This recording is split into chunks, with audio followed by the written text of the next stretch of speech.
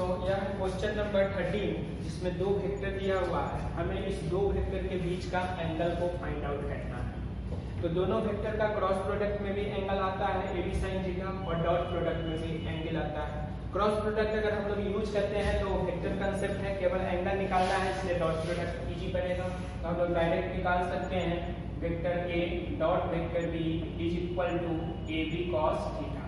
इसका सॉल्यूशन में तो cos theta is equal to जो है A dot B divided by AB हम लोग लिख सकते हैं। A डॉट B को जो है AX BX AY BY plus AZ BZ, ये हो गया फॉर्मूला, डिवाइडेड बाय A का हो गया root over AX square plus AY square plus AZ square, root B का लिखिए, B को लिख सकते हैं BX square plus BY square plus BZ square. अब जो ये वैल्यू हम लोग डायरेक्ट पुट कर देंगे, यहाँ देखिए A का AX है 2 इंटू BX है 3 प्लस 3 इंटू BY है 4 plus 4 into 5 divided by root over 2 का स्क्वायर प्लस 3 का स्क्वायर प्लस 4 का स्क्वायर इंटू रूट ओवर 3 का स्क्वायर प्लस 4 का स्क्वायर प्लस 5 का स्क्वायर। तो ये वैल्यू आ जाएगा, यह हो गया 6, यह हो गया 12 और यह हो गया 20। तो 20 12 और 6 यह हो गया 38 divided by root over 2 square हो गया 4 और यह हो गया 9, यह हो गया 16 16 9 25 25 और 4 29 और रूट ओवर, फिर इसको चेक करेंगे, यह हो जाएगा 9, यह हो जाएगा 16 यानी 25 और 5 का स्क्वायर 25 तो यह रूट 50। अब जो है इसको हम लोग 30 रूट ओवर 29 इंटू 50 लिख सकते हैं, इसका वैल्यू 38 डिवाइडेड बाय, हम इसको मल्टीप्लाई करके निकाल लीजिए, यह जो हो गया 9 5 जा 45 और 4 तो 5 2 जा 10 और 4 14 8 0। तो यह हो गया हमारा cos थीटा का वैल्यू। अब एंगल निकालना है तो एंगल को हम लोग डायरेक्ट लिख सकते हैं, theta is equal to cos inverse 38 divided by root over 145 so this is the angle between two vectors A and B। अब हम लोग नेक्स्ट क्वेश्चन 14 क्वेश्चन नंबर 14 है, जिसमें हम लोग को प्रूव करना है कि vector A dot vector A cross B जो है वह 0 को बराबर होगा। तो हम लोग को जो है मान लेते हैं let vector C is equal to A cross B। तो C वेक्टर जो होगा A क्रॉस B है, therefore vector C is perpendicular to A cross B, यानी वेक्टर A क्रॉस B जो है वह जो है A क्रॉस B वेक्टर जो है वह उसको C माने, तो C is perpendicular to vector A। अब इस कंसेप्ट का यूज हम लोग करेंगे। अब now vector A dot A cross B हम लोग को दिया हुआ है, तो A dot A cross B के जगह C को पुट कर देंगे, C vector is equal to, अब इज इक्वल टू देखिए A डॉट C है। अब यहाँ C जो है A पे परपेंडिकुलर है, इसलिए C और A के बीच का एंगल 90 डिग्री होगा। तो इसको लिखेंगे हम लोग mod of A mod of C cos A और C के बीच का एंगल 90 डिग्री है, 90 डिग्री cos 90, ये पूरा का पूरा टर्म क्या आ गया 0, और यहाँ पर लिख देंगे since C is perpendicular to A, जो यहाँ पे हम लोग माने। इस तरह जो है हम लोग लिख सकते हैं finally A dot A cross B is equal to 0। इस तरह यह प्रूफ हो गया। अब हम लोग जो है नेक्स्ट क्वेश्चन पे प्रोसीड करेंगे। अब यह है क्वेश्चन नंबर 15, जिसमें दो वेक्टर A और B दिया हुआ है, हमें A क्रॉस B निकालना है। तो हम लोग डायरेक्ट क्या करेंगे सॉल्यूशन में A cross B is equal to determinant form में इसको अरेंज कर देंगे, I J K कोएफिशिएंट डाल दीजिए 2 3 4, B का 4 3 2 इज इक्वल टू I के टर्म में एक्सपेंड करो। तो I के टर्म में जब एक्सपेंड करेंगे तो I वाले कॉलम और रो को हम लोग ढक देंगे, इसको मल्टीप्लाई करेंगे, ये हो गया 3 इंटू 2 माइनस ये 3 into 4 I cap plus J वाले टर्म में एक्सपेंड करेंगे तो इसको कवर कर देंगे, J के बाद यहाँ से स्टार्ट करेंगे तो 4 into 4 minus 2 into 2 j cap plus k वाले टर्म में तो k वाले कॉलम को ढक देंगे इसको, तो यह हो जाएगा आपका 2 into 3 minus 4 into 3, तो 2 into 3 minus 4 into 3, 3 into 4 भी लिख सकते हो k कैप। अगले स्टेप में यह हो गया 6 और माइनस 12, तो माइनस 6 i कैप, यह हो गया 16 और माइनस 4 तो प्लस 12 j कैप, और यह हो गया 6 माइनस 12 तो माइनस 6 k कैप। इस तरह a क्रॉस b का जो वैल्यू है यहाँ आ गया आपका minus 6 i cap plus 12 j cap minus 6 k cap. अब 16 नंबर क्वेश्चन जो है इसमें है तीन vector a b and c और तीनों वेक्टर म्यूचुअली परपेंडिकुलर है, तो इसका क्रॉस प्रोडक्ट जो है वो 0 है, ये हम लोग को दर्शाना है पहले म्यूचुअली परपेंडिकुलर मान करके, और फिर हम लोग को चेक करना है कि क्या इसका कन्वर्स ट्रू है या नहीं। तो पहले म्यूचुअली परपेंडिकुलर तीन वेक्टर हम लोग ले लेते हैं, एक x एक्सिस, एक y एक्सिस और एक z एक्सिस के अलोंग। तो मान लो कि यह वेक्टर जो है यह a वेक्टर है और यह वेक्टर जो है वह b वेक्टर है। इन दोनों के बीच का एंगल जो है 90 डिग्री है। इस तरह हॉरिजॉन्टल प्लेन में दो वेक्टर हम लोग ले लेते हैं, यह जो है x वेक्टर है और a वेक्टर, और यह जो है b वेक्टर है। इस तरह से तो a की ओर राइट हैंड को रखें, b के अलोंग रोटेट कराएंगे, तो a क्रॉस b जो है वह हमारा अपवर्ड डायरेक्शन में जाएगा। तो अपवर्ड डायरेक्शन में जो है पहले से दिया हुआ है कि c जो है वह z एक्सिस के अलोंग है, यह हमारा c वेक्टर है। तो c वेक्टर भी a पर जो है वो 90 डिग्री है, c वेक्टर जो है वह b पर भी 90 डिग्री है। तो पहले हम लोग 3 डायमेंशनल बना लिए। यह देखिए दो ब्लैक वाला मार्कर a वेक्टर को रिप्रेजेंट कर रहा है, या b को रिप्रेजेंट कर रहा है, और या c को रिप्रेजेंट कर रहा है।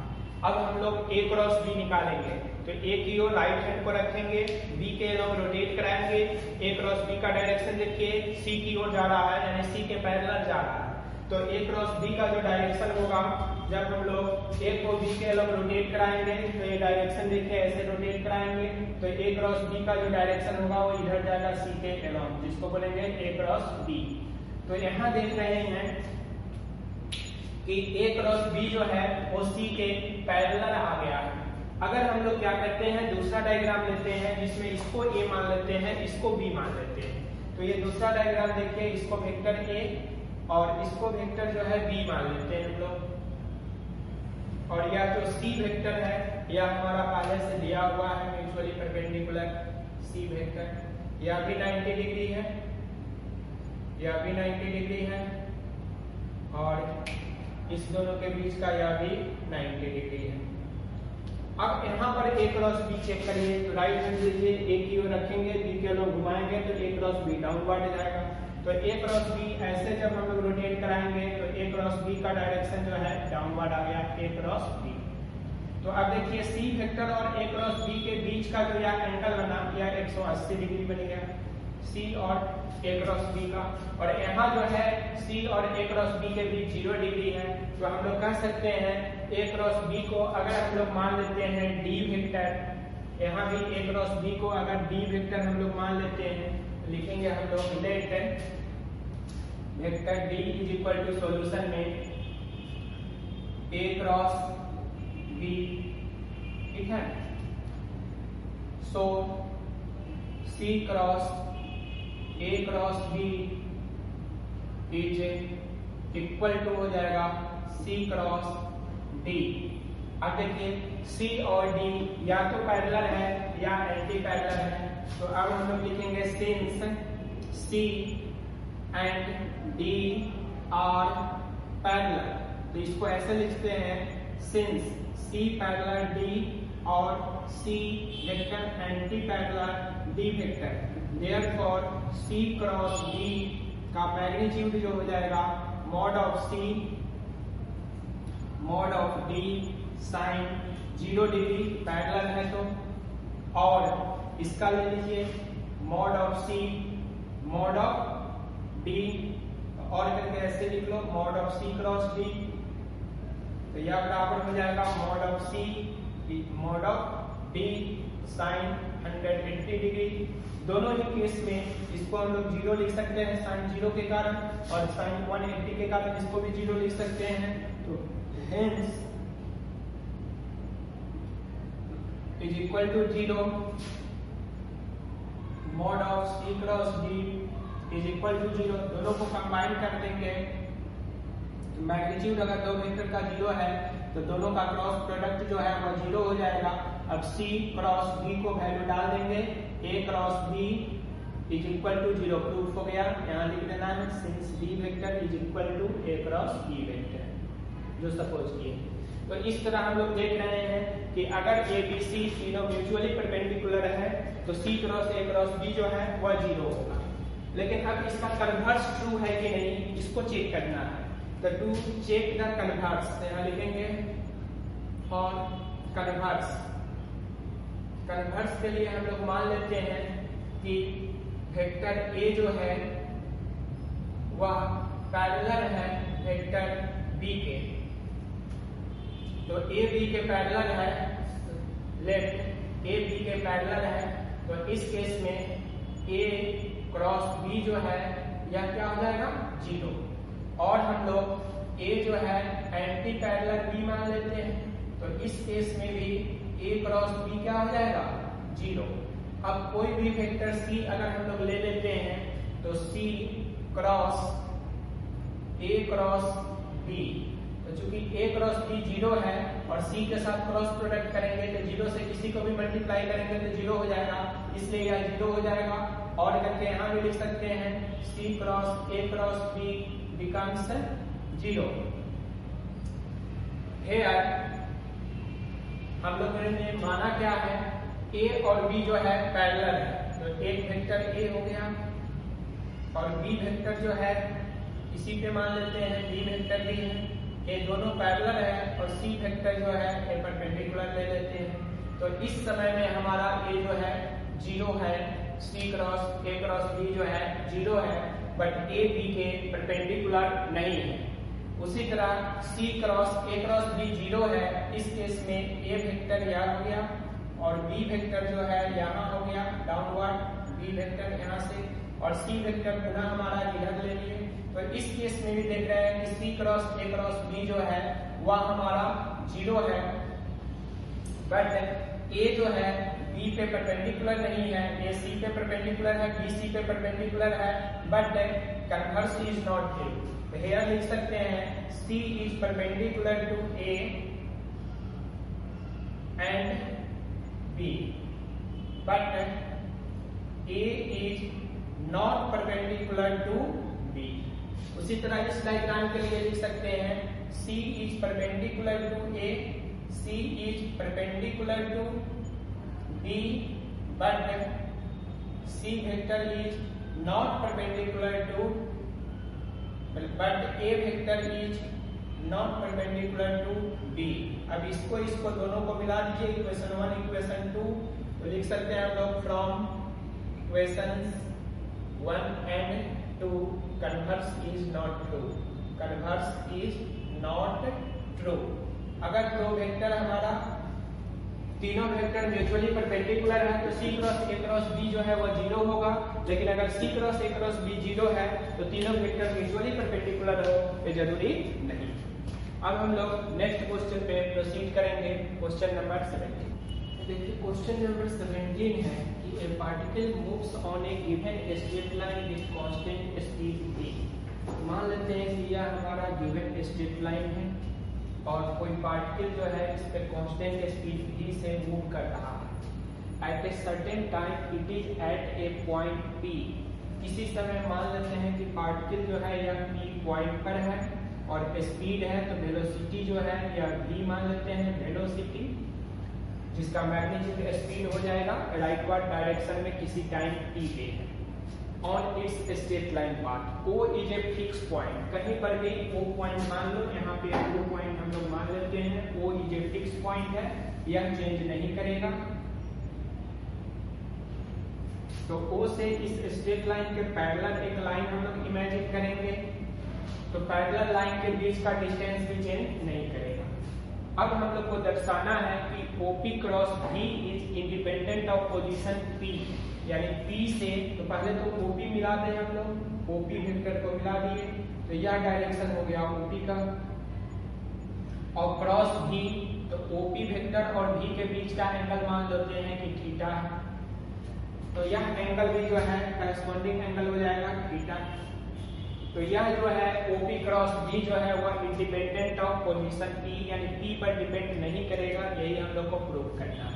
तो पहले OP वेक्टर को देखिए, OP वेक्टर क्रॉस V के अलग घुमाइए, तो डायरेक्शन इनटू द प्लेन जा रहा है। तो अब हम लोग क्या करेंगे कि नाउ सॉल्यूशन में OP vector cross V vector का मैग्नीट्यूड निकालेंगे। तो यह जो मैग्नीट्यूड होगा वो हो जाएगा OP into V into sine theta.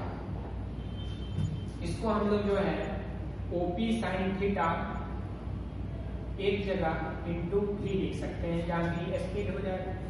अब OP साइन थीटा को हम लोग को ध्यान देखना है, तो एक ट्रेंगल यहाँ से ड्रॉ कीजिए परपेंडिकुलर इस लाइन पे, या 90 डिग्री है, OP इसको A मान लेते हैं हम लोग। तो यह OP जो है और यह परपेंडिकुलर, तो साइन थीटा बराबर perpendicular by hypotenuse, hypotenuse OP है, तो परपेंडिकुलर बराबर होता है, इस परपेंडिकुलर को अगर D हम लोग मान ले या D1 मान लेते D, तो यह D बराबर हो जाएगा OP साइन थीटा। इसलिए यहाँ पर ये मैग्नीट्यूड आ जाएगा D इंटू V। अब हम लोग क्या करते हैं कि यह जो है इंडिपेंडेंट है P से, यानी कि हम लोग को ऐसा वैल्यू चाहिए जो P पर डिपेंड नहीं करे। इसलिए कुछ समय के बाद हम लोग मान लेते हैं कि पार्टिकल जो है वो P के बदला यहाँ पर आ गया P डैश पर। तो इस समय OP डैश देखिए, तो यह लाइन हो जाएगा पोजीशन वेक्टर OP डैश, और वेलोसिटी वेक्टर जो है वह हमारा सेम ही है बॉडी का। तो वेलोसिटी वेक्टर चेक कीजिए, या V जो है कांस्टेंट स्पीड से है, इसलिए मैग्नीट्यूड सेम है, और एक ही स्ट्रेट लाइन में जा रहा है, इसलिए डायरेक्शन सेम है, तो वेलोसिटी सेम है।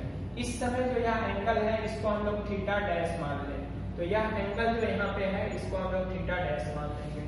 अब इस समय परपेंडिकुलर चेक कीजिए, यहाँ पे P डैश, तो P डैश इस पॉइंट को A डैश मान लेते हैं, यह एंगल पूरा 90 डिग्री होगा। तो फिर triangle OP dash A dash में यह परपेंडिकुलर बराबर हो जाएगा हाइपोटेनस साइन थीटा, यानी OP डैश साइन थीटा हो जाएगा परपेंडिकुलर, और फिर हम लोग इस परपेंडिकुलर को D डैश मान लेंगे। क्योंकि D और D डैश जो है दो पैरेलल लाइन के बीच का डिस्टेंस है, इसलिए मैग्नीट्यूड में D और D डैश दोनों बराबर होंगे, यानी कि D डैश को OP डैश साइन थीटा भी लिख सकते हैं और D को OP साइन थीटा भी लिख सकते हैं हम लोग।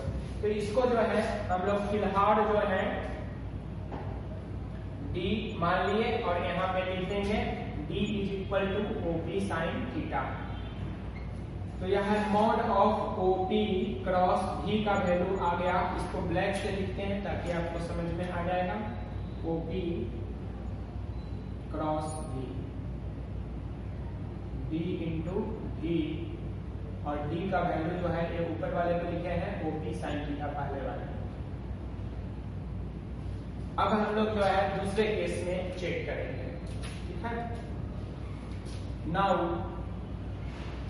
OP dash vector cross V vector हम लोग चेक कर रहे हैं, तो यह आ जाएगा OP dash V sine theta dash. तो इसको लिखेंगे OP dash sine theta dash into V। अब OP dash sine theta dash V dash into V, यहाँ पर हम लोग लिख सकते हैं सिंस V डैश बराबर OP डैश साइन थीटा। तो यह हो गया हमारा mod of OP dash cross V, equation number 2 मान लीजिए, इसको 1 मान लीजिए। अब हम लोग देख रहे हैं कि since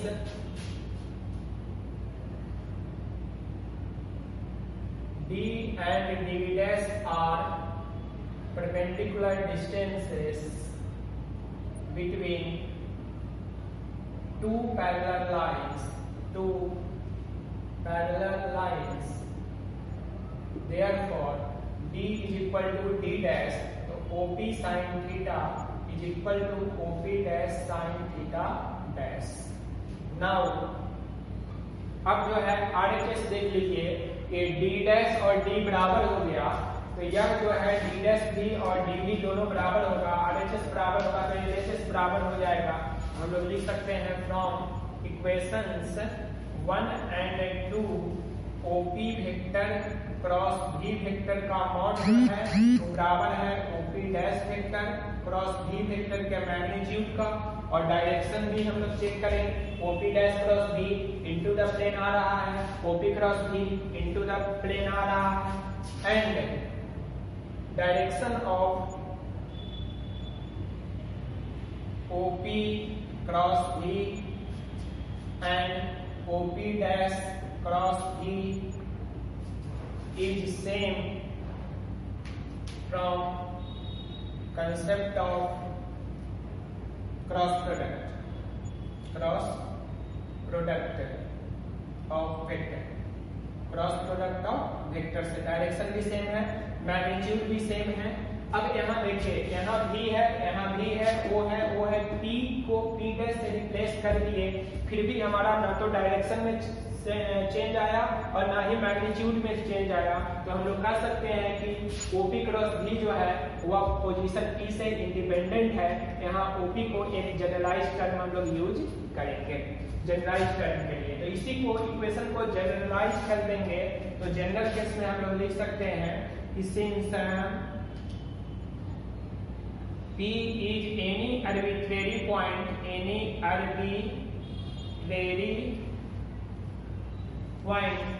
so OP cross V is independent of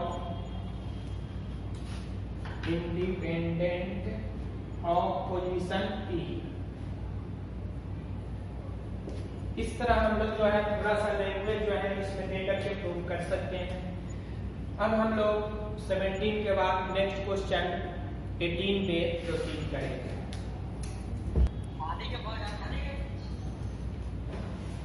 question number जो 18 है, इस 18 क्वेश्चन नंबर में the force on a charge particle due to electric and magnetic field दोनों के कारण फोर्स दिया हुआ है।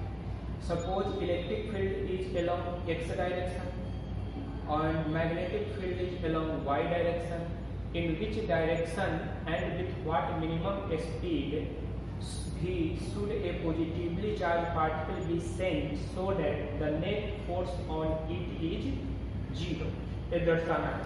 तो एक डायग्राम के थ्रू भी हम लोग इसको समझेंगे और दूसरा जो है कंसेप्ट के थ्रू भी हम लोग समझेंगे। तो देखिए कंसेप्ट जो है सॉल्यूशन में कि so that net force on it 0, और नेट फोर्स जो है F है QE plus Q into V cross V, यह 0 है, तो implies that QE is equal to minus Q into V cross V हम लोग लिख सकते हैं, प्लस इधर क्या माइनस Q कट जाएगा, तो implies that V cross V का वैल्यू जो है वो माइनस E का आ जाएगा डायरेक्शन।